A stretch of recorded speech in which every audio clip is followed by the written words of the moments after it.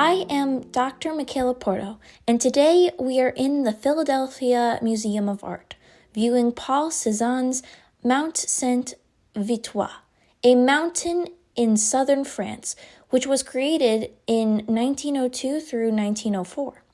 Cézanne is known for two things: still lifes with apples and his landscapes of the mountain. He is considered to be a post-impressionist, often being categorized with Gauguin, Van Gogh, and Seurat. However, he started painting during the Impressionist time period. Typically, Impressionists are known to paint on site at a more rapid pace. However, Cézanne painted Mont Sainte-Victoire many times over years. It is the mountain which overlooks his hometown, Aix-en-Provence. He repainted this mountain for most of his life at different viewpoints, with the relationship to elements around constantly changing the perspectives of the mountain.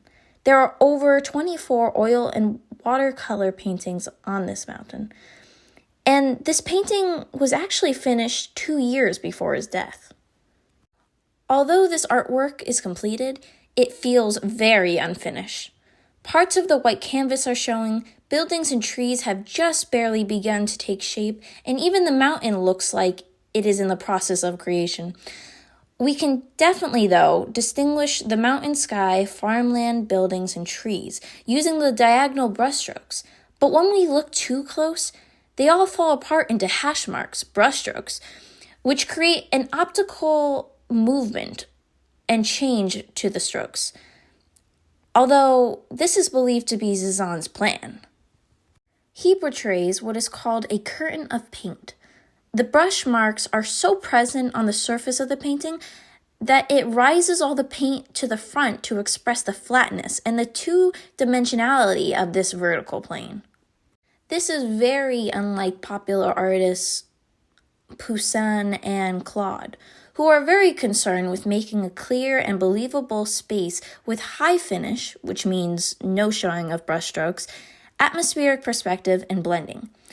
Cézanne reveals his true vision of this landscape, giving the painting quite an intimacy. It is very realistic and impressionistic in the way that he is expressing his vision in the way that he believes to be true. There is a hard emphasis on flatness, which somewhat denies illusionism, but not as much as cubism like Breguet and Picasso expressed later. He is, in fact, though, an inspiration for cubism in this way.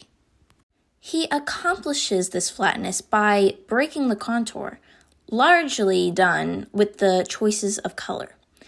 An example of this would be in the houses of the foreground, where the color of the field just enters into where the red roof should just be. Additionally, he delegates distance using color. There's blue-browns in the foreground, reds and greens in the middle, blues mostly in the distance of the sky, and he even takes colors from the dark grays of the bottom straight into the clouds of the sky.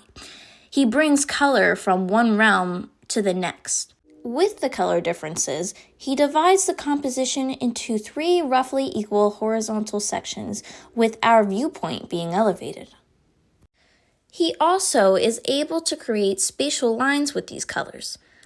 Looking at the mountain and the sky, we can see the outer contour and the inner ridge, which makes a distinctive spatial plane.